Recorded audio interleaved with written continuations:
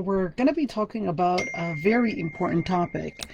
And of course, when we're talking about postmodern feminism and we're scrutinizing postmodern feminism, there are really a lot of issues to discuss. But the reason why I chose this topic was really because it's a growing issue that is infiltrating the Muslim mind and the Muslim women, and in particular, of course, the Muslim women, but it's really infiltrating the Muslim society. And I thought it would be really important to discuss this because it is right now considered the most important, probably rising Jahiliyyah that is coming in. But of course, in order to discuss this topic, a number of issues we need to discuss. Number one is that we're going to talk about what is postmodern feminism. We're going to talk about the foundation of postmodern feminist thought, because there's no way that we could discuss postmodernism or postmodern feminism if we don't really know the foundation of that thought. And of course, in understanding, well, is that thought right now infiltrating the Muslim mind, and how is it? And can a Muslim woman adopt certain interpretations from postmodern feminism to support probably Muslim women? And of course, another question that hopefully this lecture will answer is, how is Islam different from postmodern feminism? I will be using the PMF as an abbreviation for postmodern feminism instead of keep on repeating it, inshallah. And of course, a very important question as well that hopefully this lecture will be able to answer is, what is the Muslim stance regarding postmodern feminism? So why is this subject important? The subject is important because in every single era during the Prophet's time, there was always an explanation, and always the prophets were tackling that modern or that contemporary issue that was relating to their time. So Prophet Nuh alayhi salam, for example, discussed idolatry and discussed to clarify the religious illness and how they were really getting the whole issue of worship wrong. And same thing with Prophet Shu'aib, we discussed economical illnesses, or Prophet Lut discussed the social illnesses and the behavioral illnesses that were practiced, which is gayism at the time. And of course, Prophet Musa alayhi salam discussed a number of different illnesses, whether it's the religious, political illness, and other illnesses. Well, here's the very important thing to remember, is that when the prophets and when Allah subhanahu wa ta'ala mentions those stories, it's really in order to tell us that that's the story of Tawheed. But the story of Tawheed is one, but the story of shirk can go in different corners, can be in different shapes, can come in different images, and which is why the Quran and the Sunnah identified and clarified evil and what shirk looks like, because in order for you to be on haqq, you have to have the ability to identify shirk or identify the illnesses within our society. Are you able to identify shirk? How do you deal with it? Are you able to be part and live in the dunya? And are your eyes able to see it and identify it? Well, you're not going to be able to do it unless you have the tool that is able to scrutinize and look through two lenses, the Quran and Sunnah, to help you see those different illnesses, whether they were social, political, financial, and the list goes on and on, ethical, the list goes on and on, in identifying the different illnesses within the society. Now, which is why the Quran gave you the tools to identify falsehood in order to understand how to keep that connection between you. Put it in that abbreviation PMF. For when we're talking about postmodern feminism, it's really two words. There's the postmodern side and there's the feminism side. Well, here's the thing. I'm not going to go into all the different philosophical debates on how much did feminism adopt from postmodernism, or is it against postmodernism. That's a whole debate between philosophers. That's not what I'm going to be debating here. There are a number of different lectures you can go online and really see all that debate, whether feminism is in paradox with postmodernism and how much is it taking from it. But when we're looking at a number of different let me say, rhetoric and a number of different behaviors, we're able to see how feminism also traces back to a number of different philosophies from postmodernism, or even from Enlightenment, the Age of Enlightenment, and the different things. And that's what we need to see, because we can't really understand any philosophy if we're not able to go back and scrutinize and really trace the history of where that idea comes from. And that's exactly the first thing that we're going to do, which is talk about postmodernism. And then we're going to see the traces little by little to identify what feminism and where that thought came in, or how that thought came in within our contemporary, or our third or fourth wave right now, fourth wave feminism. So from pre-modernism to modernism, I'm just going to start from there. We will look at how pre-modernism to modernism, the assumptions were generally, so we're going to take you back to understand those traces and those shifts, those gradual shifts that took a number of different a number of centuries, really, until it got to where it is today. In the age of modernism, where there was truth that was absolute, there was a truth that corresponded to reality. Human mind was able to find truth, the universe and the creation. There was a sense to it. It was about finding the sense. It was about finding the purpose of life and not making a purpose of life. There was a reality that in the age of modernism, it considered that there was a reality to life, there was a purpose, there was truth. It's an issue of we may differ, we can have differences of opinions in identifying truth, but in the age of postmodernism, things were changing.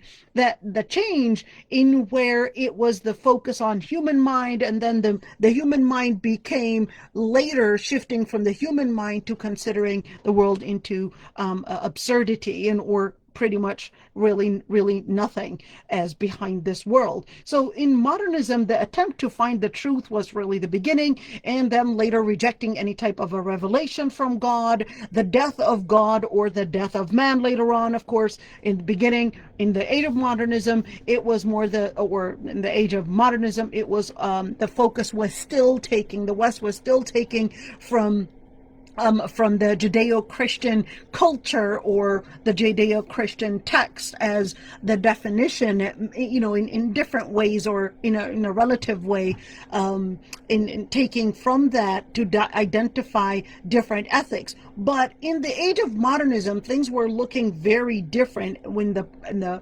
postmodern era, there was a lot of rejecting to absolute truth. It considered that there's no truth whatsoever, and truth is just what you consider as truth. It's just an individual consideration of truth. Therefore, it's all about, of course, it's all about every single individual to understand it, how they define truth. And the other part was the issue of reason and who defines truth. It was not reason anymore. In fact, it considered that even the mind cannot interpret truth, and it more focused on emotions, the person's own well. And because it regarded there was no truth, there was a lot of finding meanings and different interpretations to making different definitions of what it makes a meaning to something. And that's why I focused on cultural relativism, focused on mystery, beauty, narratives, denied absolute morality, because it regarded that there was no reference that we can turn to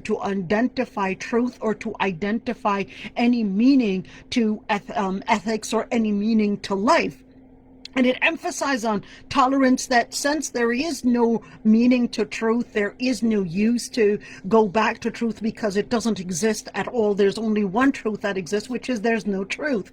And of course, from that emphasis, from that side, it emphasized on tolerating all different ideas, because it considered that, and there's no truth anyway, so let's just not consider the existence of any truth whatsoever. So it considered that those that are calling for any absolute morality or absolute truth are basically somehow judgmental, somehow ostracizing others and denying others' existence. Now, the birth of postmodernism, you could see that there was rejecting the dichotomy, rejecting and choosing to blend in that, which is why when we look at, for example, the LGBT, there was always that non-binary that's always coming into the surface, and reducing all the power, it reduce all authority to power in being obeyed or make others believe. So it's the power is really not in the existence of truth, but it's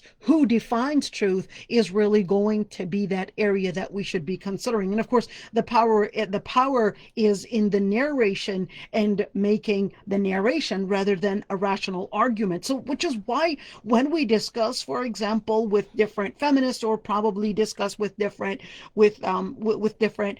groups right now, and even if you have a job, if you're going to discuss and probably bring an argument or support your argument with different evidences, you will be considered that you are homophobic, you are rejecting the other, and the labels are right there set for you in order to scare you away from bringing an argument, because just by that postmodern era, you are asked, and you are, it's not necessarily you're asked directly, but you will be put in those positions that you're not supposed to be considering of any idea to being the paradigm and the standard, or even considering any paradigm, regardless of whether that was a religious paradigm, cultural paradigm. The second that you consider that there's a paradigm, you will be seen as bringing in some kind of an intolerance.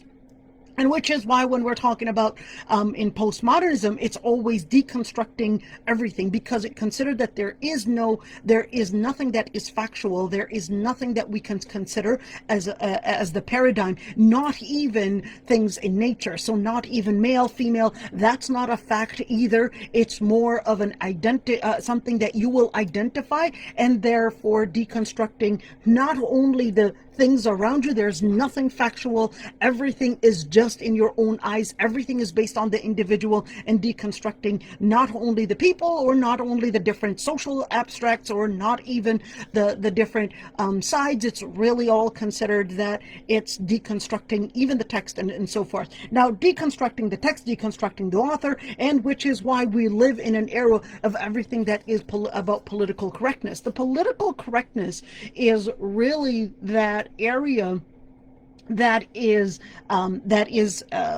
really the I would say the product of considering that there is no truth. So you have to somehow use a very diplomatic language in order to deliver some sort of a political correctness, and you have to conform to a belief that the languages and and even your practices in where it does not offend by considering what it's considered offensive in any regards to any type of absoluteness or any type of definition, which is why when we're looking at that shift, we're seeing that there was a shift from reason to emotions. So it was from considering reasons to considering emotions, and of course from considering faith to considering myth as the alternative for it. Now, what is the foundation of postmodern thought? The foundation of postmodern thought is really beginning in the atheist basis. The atheist basis, because it considered that life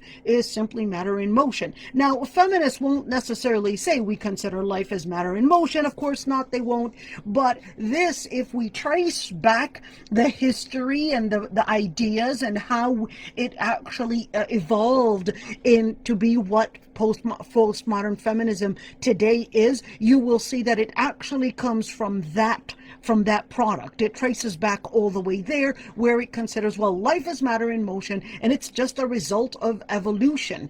And of course, you could see, why does it reject faith, or why does it reject any paradigm to consider it as the basis for truth? Well, that's because it considered that religion is based on myth, regardless of what religion that is. Well, it's not just religion, but it's any culture, it's any paradigm that anybody might consider. And which is why when we look at postmodernism, it regarded that there's no truth in life, and the truth is one truth only, which is that there's no truth, and therefore life is playing contradiction with no purpose. Now, Now, I'm going to go really fast in these slides right now because it's really important to see and identify those different philosophies and the history of where they came from. You might say, well, why are we going into philosophy and why are we going into all these different it's all these different ideas and where they came from? Because if we don't scrutinize this thought,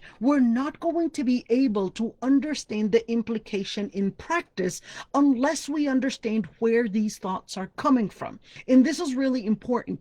In every single thought, before you look at it in a fragmented piece and only in the practice of it, you have to understand where and what is the motive that is pushing that thought into what it is requesting or what it is pushing for in our modern times, whether that was abortion or whether that was the LGBT, and or whether it was the family and the construct of the family, or deconstructing the family, all those different things. So let's go back a little bit and see where this is all coming from. Now, it didn't come, from one day, but there are a number of things that you could see even from the Marxist communism. You could see that there was that reality is becoming and not being, which is really close to the idea that Simone de Beauvoir or even Judith Butler was considering. The idea is reality is becoming, not being. In other words, rejecting reality, rejecting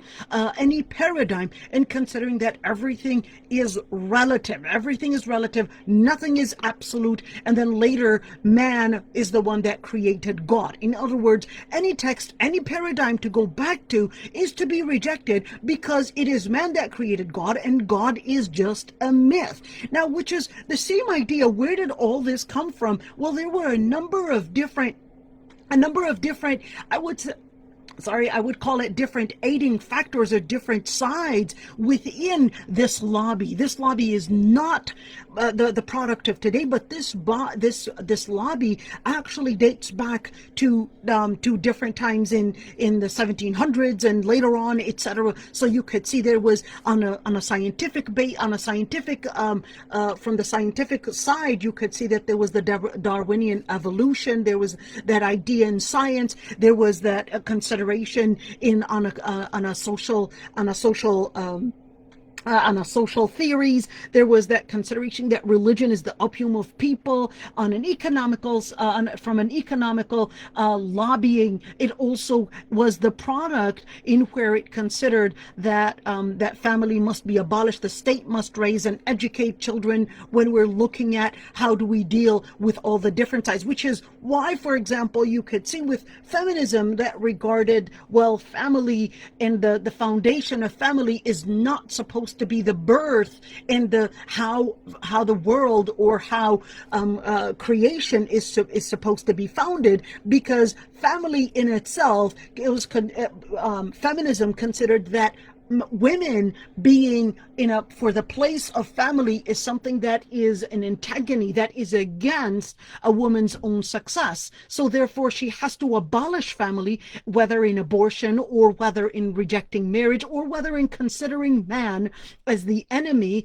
to her own success or to her own freedom, and that the state was the one that's supposed to be educating the children, and which is why it started with when we're talking about feminism, it started with calling for childcare in the beginning, but later, of course, started, well, let's not call for childcare, but let's actually call for a total elimination for the children and actually ask for the right for abortion. Now, when we're looking at postmodernism, there are a number of different sides to it, but nihilism is one of the most dangerous things that act as, I would say, the force, that philosophical force that breeds in feminism and postmodern feminism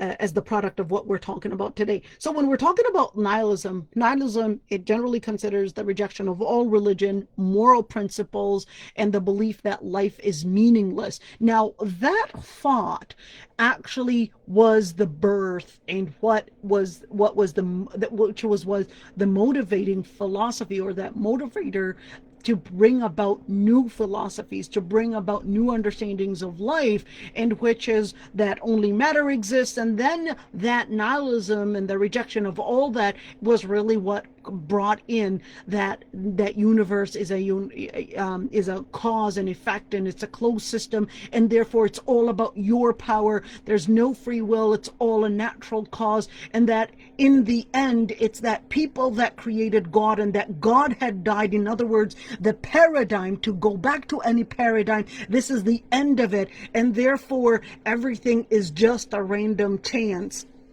that caused everything, and that man can never be sure that anything is real, and that there's of course no absolute truth in any way. So now how do we live when in our life, if everything is really just a matter of nihilism, if everything is just a matter of, well, here it is, a matter in motion, which is what brings in what brings in the implication of such a belief that there's no more absolute, that humans are mature enough intellectually to make their own understanding of life, and that every single individual can have and make and create their own understanding of life, and what they consider is their route, or their path to success, or their path to understanding, and how they want to live life. And of course, this is you could see here, we've got a Friedrich Nietzsche right there, and of course, Friedrich Nietzsche is not the only one, but he actually inspired many. Well, whether we're talking about Jean-Paul Sartre, or whether we're talking about Michel Foucault, all these different philosophers, especially here Jean-Paul Sartre, that actually considered, in response to nihilism, he made a new product, which is that existentialism. It's all about, well, there is no meaning to life, so you create the meaning, you make the meaning to your life by actually considering that you are, the individual is the starting point, and therefore you have that existential attitude, and you make your own sense of disorientation, the confusion, all these different things, because of course he regarded that there's no God, no truth, no morality, no meaning, and man needs a meaning to life, so therefore they would be the ones to make this, and that only for human beings existence precedes essence. In other words, your own creation, then you just have to, it's not essence precedes existence, but it's actually the other way around. Humans are the ones that define themselves, which is why when you look at feminism, you could see a lot when you, especially postmodern feminism, you could see that each and every single person, we're going to focus on having them define what they are, what they want, and what their purpose is. And you cannot whatsoever say that this is right or wrong, because of course, it is all based on relativity, which is the postmodernism. Or everything is based on relativity. There's no consideration for any paradigm to head to, and that you create your own values, create the meanings to your life. When we look at that, we could see that in its foundation, in its creed, in its understanding of life, it's really atheism. In the laws, it's really secularity, in where it's just the individualism, the individual that defines right and wrong. And of course, in art and culture, you could see that postmodernism is more discussed in art and culture, and more of those the humanities area. But then when you're looking at the final part of it, it has its own understanding of Genesis. It has its own understanding of what ethics are, and how, and what constructs or what defines ethical, and what defines justice, etc. Making postmodernism is really a religion. It is really a religion, and postmodernism is really the modern idolatry. It is the contemporary idolatry, which is really important when we talk about aqidah, or when we talk about a Muslim creed, or when we talk about postmodern feminism. We have to understand that this is not at all just an issue of philosophy or somebody's lifestyle. This is a religion. This is the modern idolatry. Now, in postmodernism, again, everything, there's no truth. It's the end of the truth, and of course, you just have to make your own your own purpose of life, and at the end also you have your own definition, you have your own stance in how you want to define ethics and the end of justice, and it's really you that defines justice, which is why when we look at feminism, it came in, whether it's the LGBT and the different lobbies, the lobbies are pretty much the political force that are redefining everything that we see in our world, redefining what is human, redefining which is what a human, meaning our own selves, redefining the social construct that we actually fit in, and the dynamics of the social aspect of our life, and the dynamics of even the financial side, and what is a woman's stance, and is she really equal, how equal is she, and what should she be equal in, and of course redefining women, and that a woman is separated from the motherhood, and that it is more of a society that makes an understanding or a social definition of female or male. Now, that's the same thing when we're looking at feminism. That was what I was talking about, was really postmodernism. But let's look at feminism. Feminism comes from, or as a product of, really postmodernism and all the Enlightenment and all those different philosophies that we had mentioned. Right now, feminism as a product, it actually considers that, it's a different range of social movements, political movements, ideologies that aim to define, establish, and achieve the political, economical, personal, and social equality of the sexes. Now, here's the thing. This is how they would define themselves, or this is how it is defined, but is that necessarily the reality in practice? Well, this is why we're actually doing this. So what is the feminist narrative? The feminist narrative considers that the position in the society is to prioritize, considers that, well, since the society prioritizes the male and the male perspective, which, in the famous word patriarchal, and considers that, well, those aren't different issues. It's really the men that define things. Therefore, let's reject everything that the men are behind, and what everything that men may be, and let's lead or even wage a war on men, or at least consider that let's just make a women's world in where women are the ones to lead. Now, with postmodern feminism, it's different than second wave feminism and different than first wave feminism. In the first wave feminism, there was more of wanting to get to a certain level of equality, but in postmodern feminism, it's actually regarding that everything that the society is right now living, not only the society, but nature itself, is somehow sexist in its view, in its way, and how it gave women and how it dealt with women, and therefore, since even nature and all that, then it's all based on injustice, and it's really again, it's really that the survival of the fittest, although they don't necessarily say it's the survival of the fittest. That's more of an old term, but it's really carrying that idea that is survival of the fittest. Therefore, you have to snatch, you have to fight, you have to, even if it meant leaving certain biological things that, quote unquote, nature, or of course they don't believe in God, that God Almighty or nature had given you according to what they consider, that you give it up, even if it meant giving up on your own uterus, on your own creation, in order to achieve certain successes. Now, the certain successes actually comes from the neo-Marxism that considered that it's all about, well, money, your financial status, your financial well-being, your independence, your political voice, etc., and that makes the real success. And that you could see that it's actually going against even women's You could see that it's even going against women's own body, women's biological creation, about even going against women's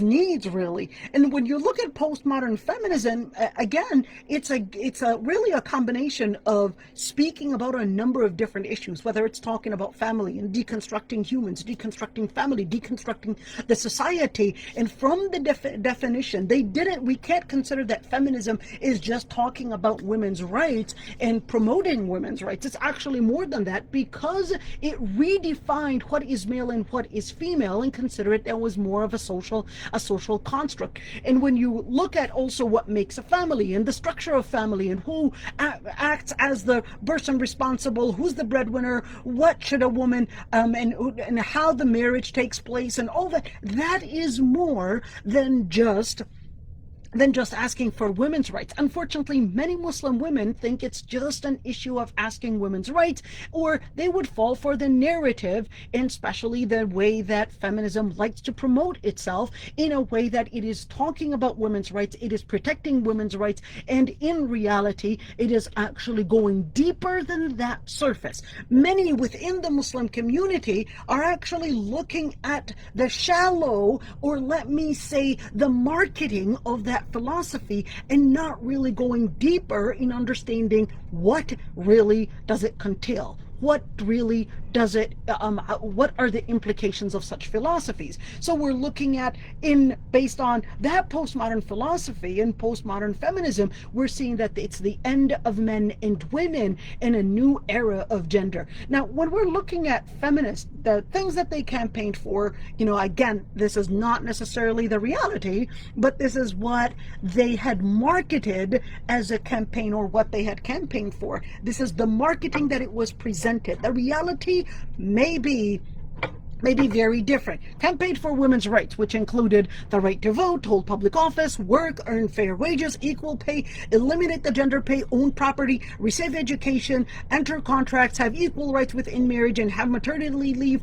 Also, ensure the legal abortions, or ensure what they called legal abortions, social integration, and to protect women and girls from rape, sexual harassment, domestic violence, changes in dress, and acceptable physical activity. But here's the thing: although all these words, they seem very catchy, it seems very what is the word, but it seems who would want to go against this? It seems, well, of course you would want to protect women from domestic violence, etc. But it actually goes further than that. Many times, and oftentimes, we could see people going for the marketing and not realizing that we cannot base our understanding of what and how a lobby works based on how it wants to promote itself, which is exactly just like when we look at the Pharaoh, in where he actually said, well, I'm here just protecting you from the evils. And in fact, he actually called Prophet Musa alayhi salam like bringing terror.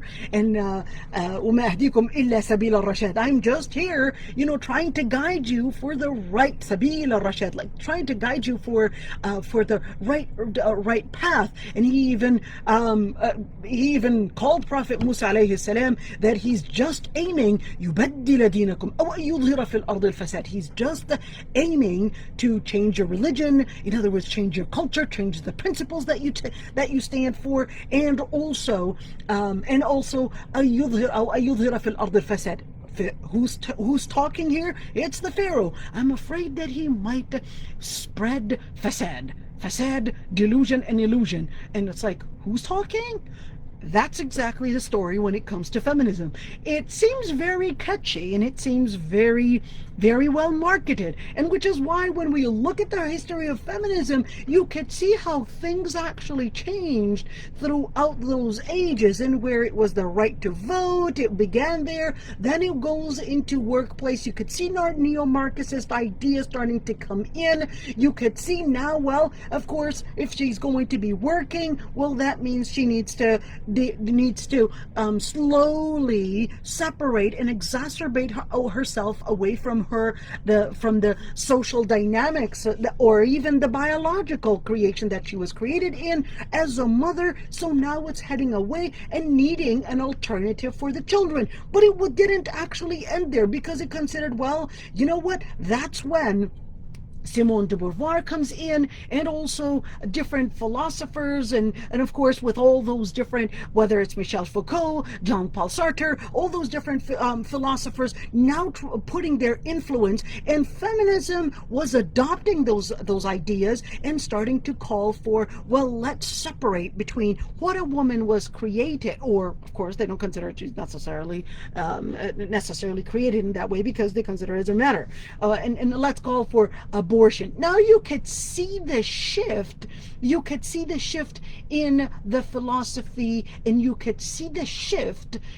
You could see the shift in even in the interest, or you could see the shift even in the requests and what they want change, which is why it's really important when you want to deconstruct any idea. It's really important to see, well, what are they asking for? So when you talk about abortion, this is just one very important example of seeing, well, how can somebody actually call for the death of a human being? Well, that's because they actually regard the death that child is actually not even a human, and therefore lifeless.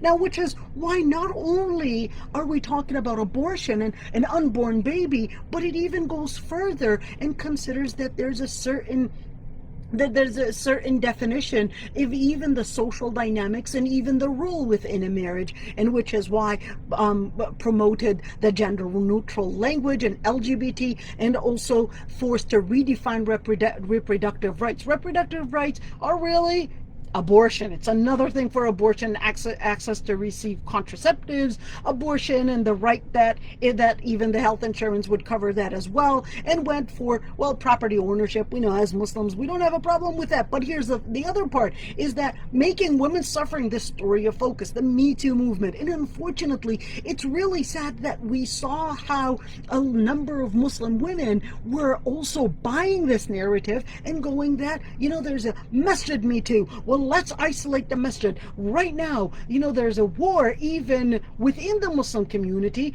on shuyukh, or even on the male leaders, etc., because it is again adopting the same stereotypical images that postmodern feminism likes to promote, that man is the evil one, man is enemy, therefore we cannot get and gain success unless we fight the enemy. And who is that enemy? Well, it's none other but the man. And this is really dangerous because you could even see the language that is being used, the lexicon that is being used in the feminist rhetoric is really none other but military, in where it is fight, it is a very military lexicons, in which is why, well, let's fight, let's even isolate ourselves from men and go into lesbianism. And subhanallah, it's amazing when we see how this traces, it's kind of like a broom that sweeps a lot of that garbage, and then, sorry to use this language, but a lot of that, and then it piles it up. And in feminism, it is really the piled up, I would say the piled up, that piled up delusion, but in family. When it talks about family, feminism is really those sweeped ideas, those sweeped things that come all the way, and right now you could see that it's piled up in family. Those feminists oppose, of course, regarded religion as the main source for female oppression and inequality, which is why, of course, because it traces back all the way to neo-Marxism, it traces back to all that, so this is not really strange to see. So when you see that activism and how it actually shifted, these are the two ladies right there. Of course, they don't necessarily regard themselves as ladies, but anyhow, Judith Butler, yeah, she prefers using them as a pronoun, and this is just this is Simone de Beauvoir.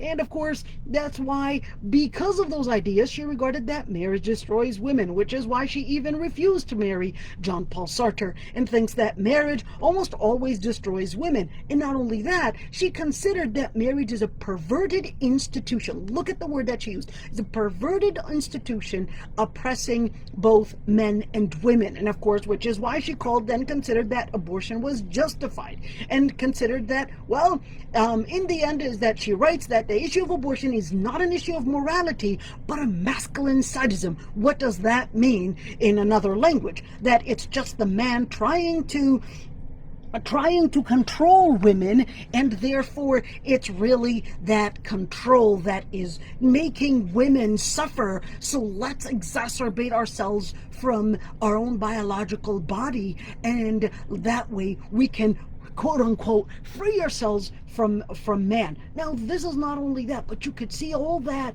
is really an oxymoron, in where postmodern feminism is really the biggest stab in women, in women's life, or even in women's rights, without us realizing, unfortunately, it is actually becoming that those ideas that are being taught in schools, that are being taught in or even spread in the media, and you dare say anything, then you're going to be probably targeted, in where you're going to be considered as a misogynist, that you're not realizing the misogyny, and that you're here a product of that misogyny, and so forth. All this type of language. Is such thought infiltrating the Muslim mind? Unfortunately, yes, it is, and very much. When did this start? Well, this started really back in the day, at least in the Arab world, in the, let me call it, the Middle East, and there's another start in Pakistan and in Bangladesh as well, and also Malaysia. That's a different side. I don't have access to that information really about Malaysia and all that, even though I was really surprised to see even Mahathir Mohamad's daughter was one of the leading feminist figures in Malaysia. But unfortunately, there's a lot to say. I don't have much time, so I'm just going to talk about some side. You could see that the leading figure was this man, Qasim Amin, who was considered the father of the Arab feminism. And of course, wrote the book Liberation of Women, or Kitab Tahrir al-Mar'a. And of course, you could see people like Huda Sha'rawi, and that later gets implemented in a different way with the political force of colonization. Colonization starts to come in as a political force in order to enforce, again, the word is enforce, not force, enforce, in where to enforce a new type of feminism, but that feminism was really in order to let women be the force to deconstruct the Muslim family, in order to have that Western liberal mindset go within the Muslim community, in order to make it easier on the colonizing force, in order to control the family and control the society at large. So of course, of course, when we're talking about that, that's in the Arab world. So how is it in the West? Well, in the West, it goes a little different. The way that it goes in the West is that you had certain figures that considered themselves, at least, or so they are considered as Muslim figures. And well, when they looked at the text, you could see Amina Wadud that even called Prophet Ibrahim alayhi salam a deadbeat. That's exactly what she called him, a deadbeat, and considered that the Quran itself contains a lot of misogyny, and that we should, again, the death of the author philosophy, we should reread and reinterpret the Quran and the Sunnah, or at least cherry pick and reject a lot of the different things that are in the Quran and Sunnah, and consider that the Western or feminist view of liberation as the paradigm, in order to cherry pick or reinterpret what God Almighty or what Allah subhanahu wa ta'ala wants to say in regards to women. So this is, for example, when we're talking about Amina Wadud, we're also talking about Layla Ahmed. Well, we're seeing other people as well, which is Ziba Mir Husseini and Afsana Najm Abadi, that also rejected the text and considered that the text, meaning the Quran and Sunnah, actually containing a lot of misogyny, without us realizing, well, such an opinion didn't only go with these groups that are considered very liberal, but unfortunately it even goes farther with certain figures, where they considered that no, the Quran and Sunnah are infallible, but what they actually requested, these figures, Dr. Umayna Abu Bakr, you got Maryam Ayat Ahmed, they considered no, that there has to be an Islamic feminism in order to fight for women's rights. In order to fight for women's rights, we need to reinterpret a lot of the rules in fiqh, in tafsir, etc., and actually requested to review religious interpretation and considered that we have to free it, and of course this is what they considered, from all types of misogyny. Now here's the thing, what is the basis that you're going to consider? Well, of course the paradigm is going to be the Western paradigm, although they claimed that no, I'm not going to consider the Western paradigm as the reference. I'm going to have my own definition of what it means to emancipate or free women from the different male misogyny or male power. But here's the thing, there's absolutely no way that you can consider anybody that is qualified if I have a text and say, well, am I really going to be totally freed from my own from my own influences? It could be personal influence, it could be cultural influences, etc. Which is why in Nas the text is actually on top of the human interpretation. The text itself is actually considered, as a Muslim, you would consider that the text itself is actually from Allah subhanahu wa ta'ala, and therefore you're not going to put yourself on top of the text. Well, here's the thing, is when we're looking at for this new Muslim feminism, unfortunately we're seeing a number of female du'as here in the West that are actually calling for another type of female or women Islamic feminism. And really, it's an oxymoron, because we saw the birth of it, we saw the trace of feminism and all those different things that it carries. So to actually talk about reviewing the text, and considering that, well, there are certain biases, and to question the text and the biases, or to consider that, well, to question the text and consider, well, the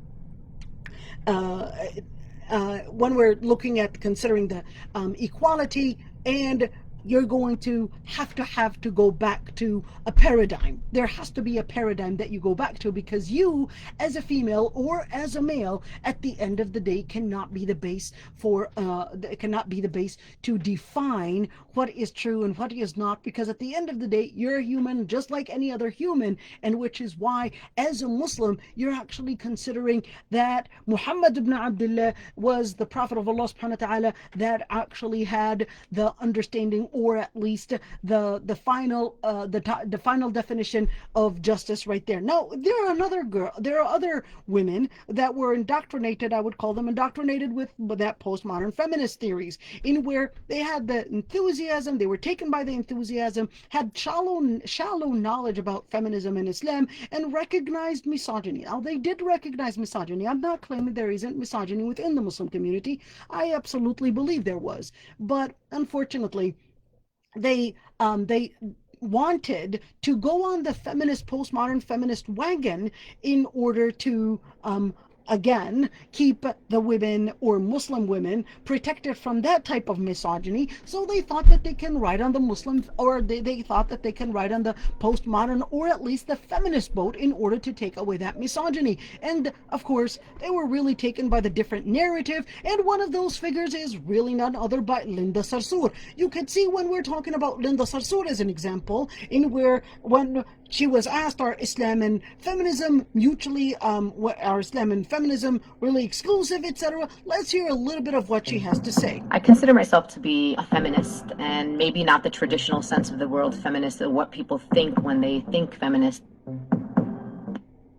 So this is just one quote. Okay, this is one quote. Let's hear another quote and see what she has to say. For a Western feminist to teach me about my worth as a Muslim woman. My beloved deen teaches me about my worth. So our deen is inherently a feminist religion. Our value as women is clear in the seerah, it is clear in ayat in the Quran. It is very clear to me that as a Muslim woman. Now you could see it's actually a mass ICNA convention right there, and of course invited to speak on different topics. And just when we're inviting somebody that really doesn't have the knowledge to understand what feminism is, but really taken by the marketing that is presented in, you could see that it's really right now even the Muslim community not realizing that they too are actually marketing for feminism, when of course inviting people like Linda Sarsour to actually become like a leader to teach the youth on what feminism is, or what they should consider, or how they should embrace their rights. Same thing when we're looking at active hijabi women. Let's look at this sister right here. It means allowing every single woman to come into her own identity on her own. That can be for a woman who wants to wear hijab, or who wants to look a certain way or wants to follow a certain belief. I want to respect her in her decision to do that. So you could see right there, a number of different sisters not realizing that feminism is not the shallow perspective or the shallow words that it is presented, but again, I would say they would repeat the words without realizing that, wait, there's more to it. Now, feminism is really right now an agenda, and I mean a global agenda that is right now forcing itself worldwide, in where you've got the CEDAW Convention that is right now being enforced. You could see all those green areas in those different countries right now signing the CEDAW Convention, and really it is nothing but the product of radical feminism, postmodern feminism, that is really enforced onto Muslim countries, in where you don't sign it, you will not receive UN help, or you will not be considered as part of this union. Now you could see all those different things. This is just really fast. Guess what? The US refused to sign CEDAW Convention because it considered, and even implement it, because the right wing in the U.S. considered that was radical feminist ideologies that are being enforced, and that this is not something that they will buy, because it is being imposed on American culture, and therefore refusing it. But who's actually signing it? Guess what? A lot of the Muslim countries, including Saudi Arabia, and of course including Sudan, Egypt, and the list goes on and on. Can a Muslim adopt our interpretations from postmodernism and also support Muslim women? Well, here's the thing. I don't deny that there is a lot of misogyny within the Muslim community. I don't deny that. And I definitely don't deny that there's domestic violence, that women are prevented from a lot of the rights of inheritance, they're prevented from education, prevented from seeking divorce when oppressed, that her voice is not considered, and not even on matters that are God-given rights. We know that. I love this quote, but it's a really long quote, and I would love to read it, and but I really don't have time. Really quick, I'm just gonna just read this, and actually just at least emphasize certain things, and where we're seeing that women remain single mothers for a long time. They care for the children. She can hardly get an education, unskilled to find a job. This is and really, because she was really changing the kids' diapers, mopping the floor, doing all that, and in the end she does not get the simple right when she is divorced. And of course, women actually make up when women make up the most abused within this community. When we look at the answer, can Muslim women actually make use of that and actually ride the wagon of postmodernism? Here's one thing, is that oppression and deviation is a world dilemma. Narrowing injustice to women is oppression in itself, and myopia in how we view and how we tackle the issue of injustice.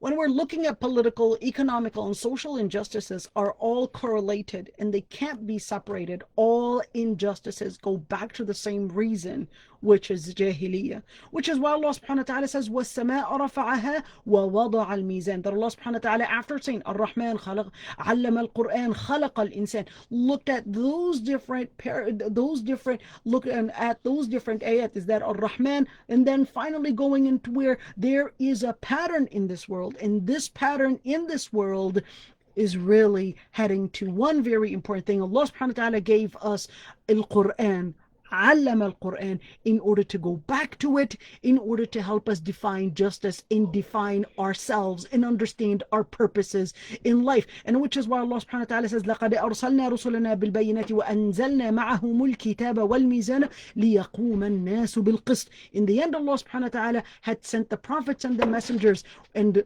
sent with them the books, and also with the books there was the legislature in order for people to act based on that and live in justice. And when you could see, وَلَقَدْ أَرْسَلْنَا نُوحًا وَإِبْرَاهِيمَ وَجَعَلْنَا فِي ذُرِّيَّتِهِمَا النُّبُوَّةَ وَالْكِتَابَ فَمِنْهُمْ مُهْتَدٍ وَكَثِيرٌ مِنْهُمْ فَاسِقُونَ. In the end is that even though the prophets throughout history had been sent in order to deliver two messages, the message of one, the message of understanding who your creator is, and two, how to live the ethics, the principle of that creator almighty. Now, when we look at understanding the world and how do we understand feminism and etc., you need to, in order to understand and read how injustices are taking place, to point out the oppression, you need to define justice.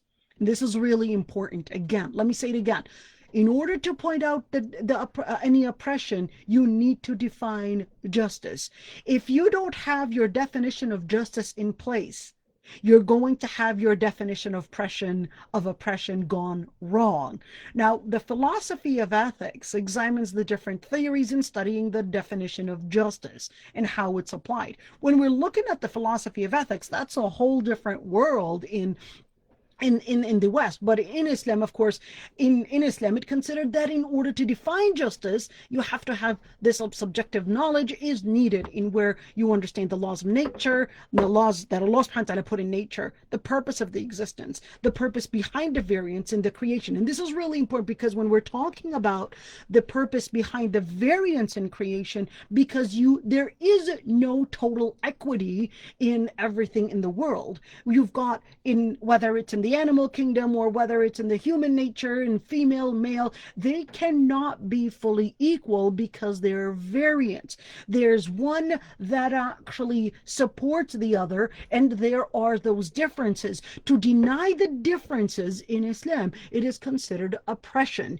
To deny or at least ignore those differences is actually considered a form of oppression in Islam, which is when we look at the freedom and separation from all biases is a very important thing in when you want to interpret the text, or you want to interpret the definition of ethics, or you want to interpret the definition of what makes justice. You got to make sure and prove that you're free from all the biases and your own product, which of course, as a human being, at the end of the day, you're actually going to be subject to all those different biases, whether because of culture, whether because of the environment that you lived in, or whether because of your own sex, or probably your own history or your own experiences in life. There's no way that you can be free from all those different biases that come with it. There's so many different things that I could really go on and on, but I will end here, inshallah. There's so much to say.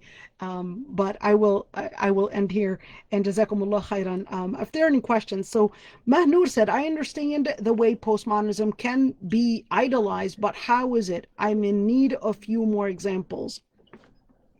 I think I have to read the question again. I understand the way postmodernism can be idolized, but how is it? Well, I think I need more explanation on what the question is trying to say.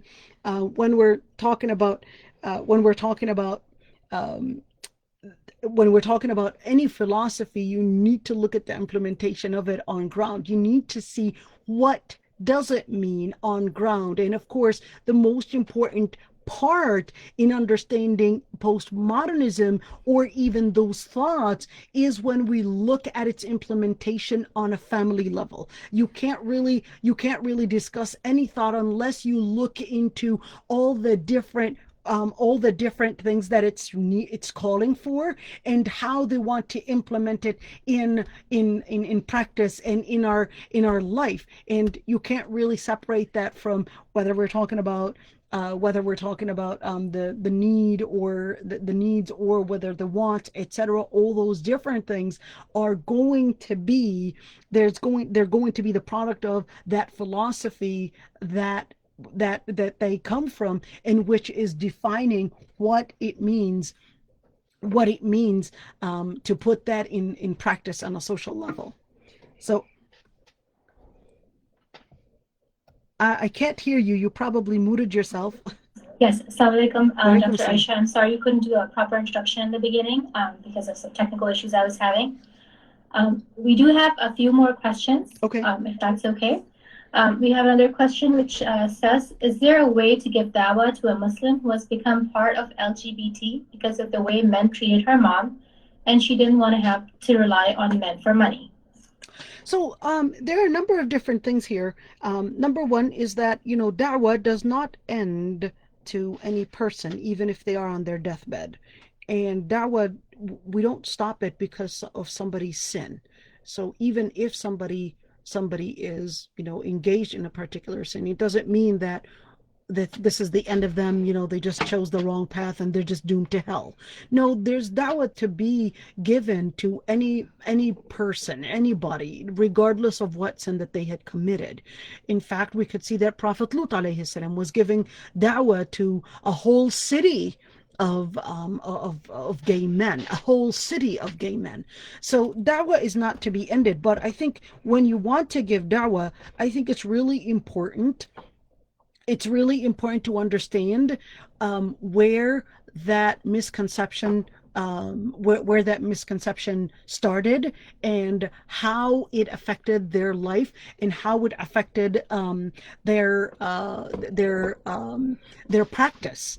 It's really important to understand that, and which is why, for example, it's one of those things that I usually focus on is really the different ends, and how a lot of that indoctrination is affecting how we view the world. And we would think of it, oh, it's just because I went through certain oppressions, whether it's my mother or whether it's my brother, or different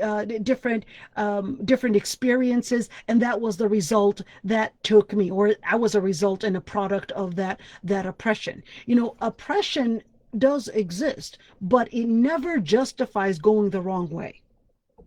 All right. It never justifies going the wrong way or choosing any misguidance. It doesn't justify that, which is really important that we would explain to them, the path and what Allah subhanahu wa ta'ala had said, and explain to them the misguidance that they are in. Jazakallah khairan.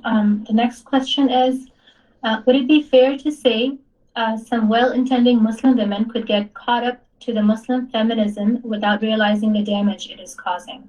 Oh, this is very common. In fact, I saw a group of, this is very common to the point that I've seen Muslim women that are da'iyat, Muslim women that are speakers, Muslim women that are considered, put on the pulpit. You saw how Linda Sarsour, for example, really invited en masse ICNA and, giving that promotion for feminism. So you will see a number of different da'iyat, or at least mahsubin ala da'wah, or they will be considered as part of the Muslim female scholarship or the male scholarship. But many times,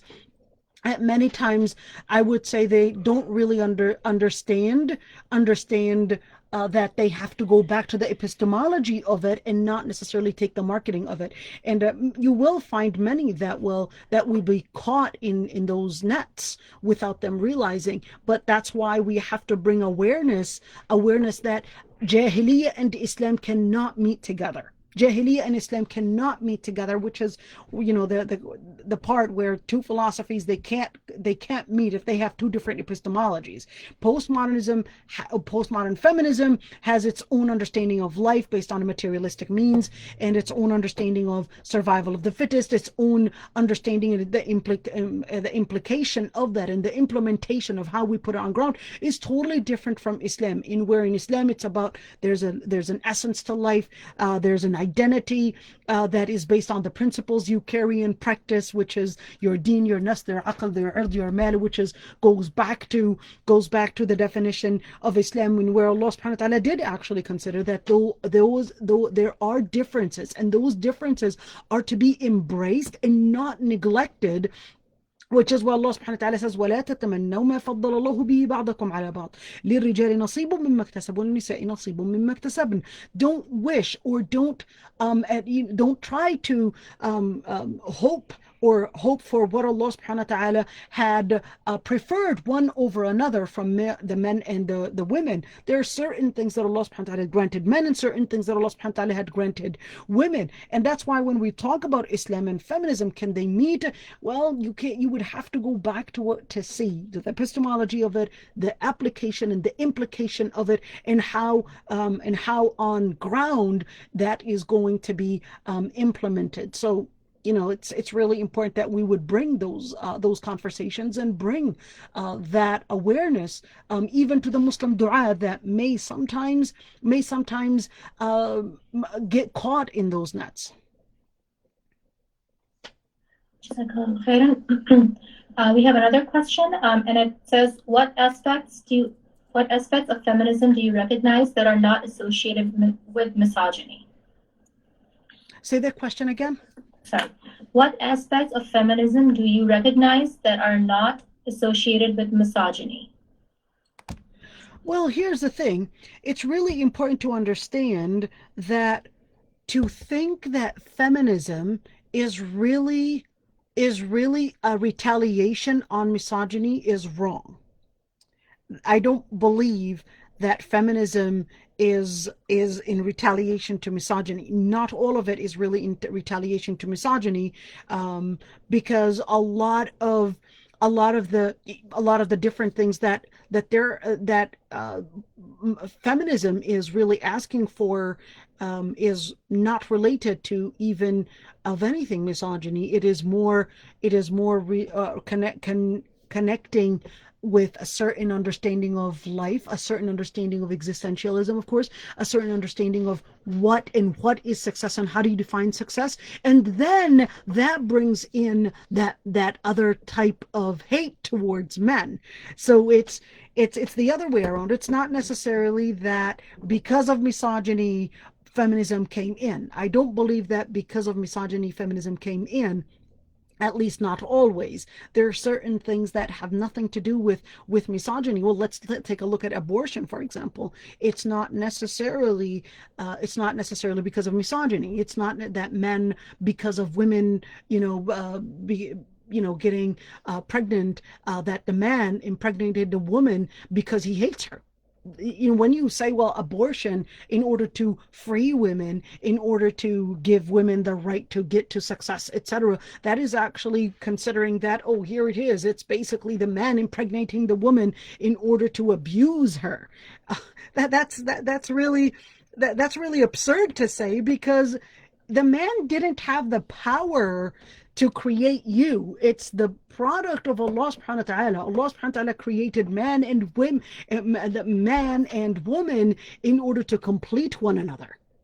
You see what I'm saying? To complete one another. And this has nothing to do with misogyny, but you could see that things like abortion, which is the most important thing to actually discuss when we're discussing feminism, because this is I would say, this is on the top of the things that the feminist movement is actually calling for. And it's really going against a woman's own nature. It's going against family. It's actually deconstructing family. It's deconstructing even a woman's individual life, her own biological creation. When you're exacerbating something that was created in her, something that was a gift that was given to her by God Almighty, by Allah subhanahu wa ta'ala, and asking that she would abandon something within her body, or even exacerbate again herself from it. This is nothing but a product of hate, even on person's own nature. Jazakallah khair for answering that question. We have a couple more questions. We have about 15 minutes before the next session. Okay. So we'll do as much as we can, inshallah, if that's okay. What is the best way to advise our young daughters to understand what real feminism means? Well, there are a number of different things. I think it's really important to teach our young daughters how to think in a critical way. And especially in the era that we're living in, we have to understand that schools, and what I mean by schools, I don't mean elementary and secondary, or I don't mean those the schools in K to 12, but that even includes colleges and universities, and especially the psychology, sociology departments, and those departments are working hard, and I would say philosophy departments as well, are, without us realizing, they are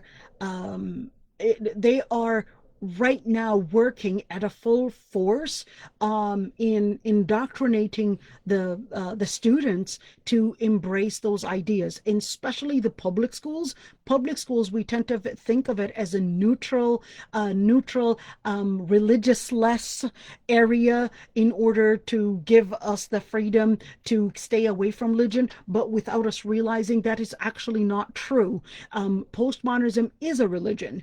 But feminism is a religion. All those atheism is a religion. So all those different ideas are right now being infiltrated within the universities, within schools, in order to indoctrinate the masses to embrace those cultures, embrace those philosophies, and embrace those ideas. And of course, the other philosophies, even if they are mentioned, well, whether it's, for example, Islam, or even the other philosophies that may even go against these philosophies, even if it's a Western or non-religious even, it will not be discussed. This is not only on feminism or secularism, but this is also the case when it comes to, for example, evolution theory. If you dare speak against evolution, you may lose your job. You may lose your right to write in different journals, in academic journals, articles, etc. And you may end up being being separated from all the academia because you have decided to go against the stream, and I would call it the atheist stream, that is right now in control of the Western society. So when we want to educate our children, I think it's really important to help them learn about those different philosophies and understand the world, and understand the modern indoctrinations with a critical eye, and see how things work, and what methods they are using, and be brave and confident in demonstrating and speaking of Islam, and even speaking against those ideologies that will be infiltrating our society. But the most important thing, especially for the youth, it's not enough to explain it to them, because the system itself is going to be stronger. The system itself is a lot more stronger in not necessarily bringing in the argument, but even instilling the fear in the students to not speak against it. So the professors will use methods such as condescending the students or cornering the students. I'm a chaplain at St. Catherine University, and I know that very well. If you dare speak against certain ideologies or against certain ideas, they will corner you. You will be cornered. You will be laughed at. You will be isolated. Your grades might be at risk, etc. And even if you wanted to get a job, and actually speak against that, or even if you wanted to be part of the staff, and you spoke and you said that in Islam, that LGBT is not part of Islam, and that I'm not going to be using such pronouns, and I'm not going to necessarily even talk about these pronouns, or even use it on others, you may end up losing your job. It wasn't just Muslims, but it is even somebody that is not Muslim, such as Jordan Peterson, who actually lost his job and ended up at least being followed, targeted, and even threatened for refusing to use the pronouns that they wanted to, I would say, promote. And this is the reality that we're seeing right now. In fact, he many times, Jordan Peterson, it's not necessarily that I would consider necessarily the reference to go back to help me define what I would and how I interpret Islam, or how I interpret feminism. But this is just an example that the system is based on isolating anyone that does not embrace this type of totalitarian, let me call it that way, totalitarian, postmodern, feminist, or social construct within the society. If you dare to speak against it, you will be isolated.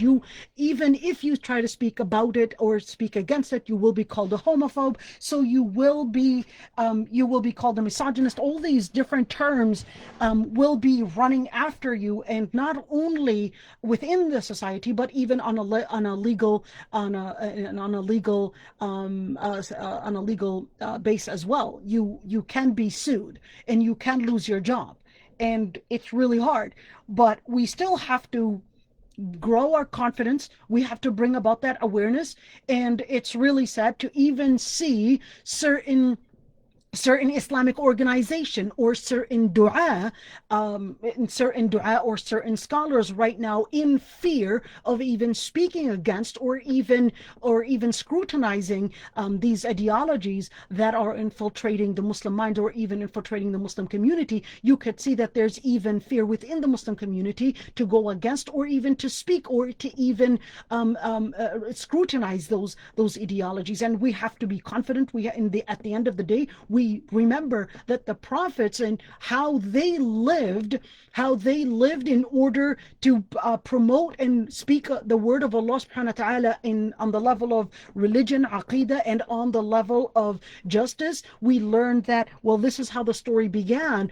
You continue your story, and the message is going to be the same. The story is going to be the same. You're going to be targeted. You're going to be isolated, and you're going to be mocked, laughed at. You may lose your job, you may lose your grades, but in the end, you have to be firm. And which is why Allah subhanahu wa ta'ala told us all those stories about the prophets and how they stood up for truth regardless.